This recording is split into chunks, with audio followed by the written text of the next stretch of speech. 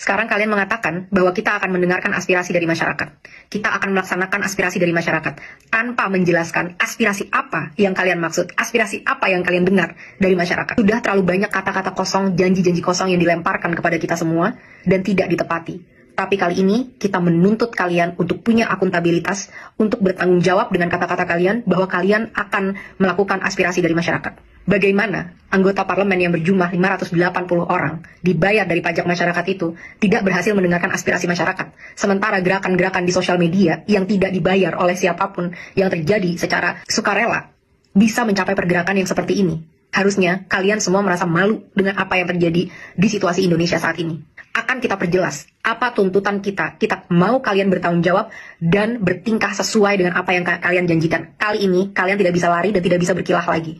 Karena aspirasinya sudah sangat jelas dari masyarakat. Pada sebelum 5 September pukul 23.59, ini adalah 12 hal yang kita tuntut dari kalian kalau memang kalian mau menunjukkan bahwa kalian masih berpihak kepada masyarakat. Pertama, sahkan rancangan undang-undang perampasan aset sekarang juga sebelum 5 September tengah malam. Kedua, pecat anggota DPR yang terbukti menghina rakyat Ahmad Syaroni, Deddy Sitorus, Bambang Pacul, dan yang lain-lain itu yang berjoget-joget di parlemen.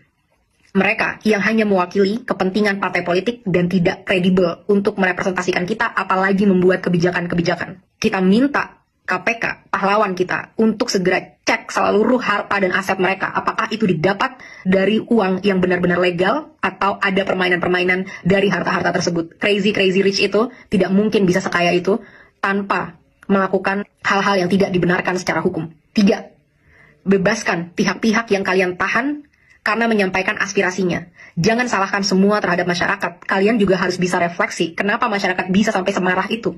Karena kalian selama ini sudah benar-benar tuli dan mati empati terhadap aspirasi dari masyarakat. Saat kita mau mendatangi rumah kita sendiri yang kita bayar dan kita bangun dengan hasil keringat sendiri, kita dipertemukan dan dihajar dengan aparat-aparat dan segala peralatan yang dibeli dari hasil pajak rakyat. Bebaskan mereka semua. Mereka hanya mau melakukan aspirasi. 4. Reformasi DPR. Kalau memang kalian tidak mau DPR dibubarkan, maka reformasi habis-habisan bagaimana cara kalian bekerja. 1. Audit secara transparan. Apa isi dari anggaran 9,6 triliun per tahun di tahun ini dan tahun depan?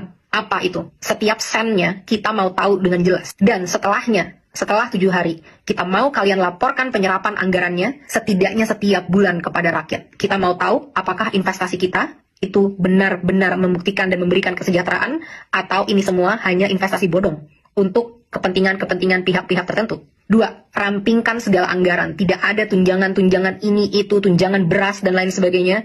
Dan rampingkan jumlah anggota DPR. Bersihkan DPR dari pengkhianat-pengkhianat rakyat. Pengkhianat-pengkhianat bosnya sendiri. Potong semua anggaran yang tidak urgent untuk kesejahteraan masyarakat. Rapat-rapat, kunjungan kerja ke luar negeri, patwal, dan semua itu tidak ada hubungannya dengan kesejahteraan masyarakat. Hentikan budaya gila hormat, karena kalian semua adalah karyawan. Bertingkahlah seperti karyawan. 3. Tolak mantan napi korupsi sebagai anggota DPR ataupun anggota BUMN. Tidak ada lagi penghargaan terhadap pengkhianat bangsa yang merampok kekayaan rakyat. 4.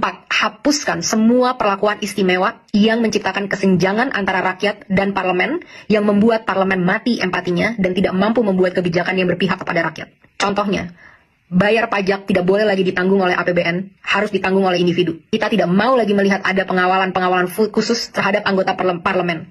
Mereka harus bertingkah layaknya masyarakat. Semua hidup kita urgent, apalagi kita yang bayarin gaji kalian dan infrastruktur dan operasional keberlangsungannya negara ini. Kita yang lebih penting dibanding kalian. Transportasi, tidak ada tunjangan mobil, cukup tunjangan untuk naik transportasi umum. 4. Hapuskan pensiunan seumur hidup bagi para anggota-anggota DPR yang masa kerjanya hanya 1 periode. Kita tidak mau lagi membayari mereka sampai akhir hayat kalau memang mereka tidak mau mengabdi dengan tulus kepada masyarakat. Kedepannya, kita mau KPK atau BPK untuk meninjau dan memeriksa harta dari segala anggota DPR, dan kita mau transparansi yang besar-besaran. Semua rapat-rapat diskusi kita mau itu ditunjukkan live secara online ke rakyat. Bahkan kalau bisa, rakyat harus selalu boleh masuk ke gedung DPR untuk mendengarkan dan melihat apa yang karyawannya sedang lakukan. 5. Tunjangan gaji dan tunjangan-tunjangan yang lain, total take home pay, total yang bisa kalian bawa pulang, tidak boleh melebihi 5 kali upah minimum UMR nasional dari masyarakat. Harus jelas kemana setiap anggaran-anggaran ini, dan kita mau jelas berapa yang diterima. Tidak boleh lagi ada kesimpang siuran yang berkata ada yang menerima segini, segitu, dan lain sebagainya. Harus jelas berapa yang diterima sebagai take home pay, kita harus tahu itu. Keenam, tetapkan KPI, Key Performance Indicator, yang terukur bagi anggota DPR sebagai standar kinerja. Berapa RUU yang harus kalian sahkan, berapa RUU prioritas, dan lain sebagainya, harus dengan aturan yang jelas.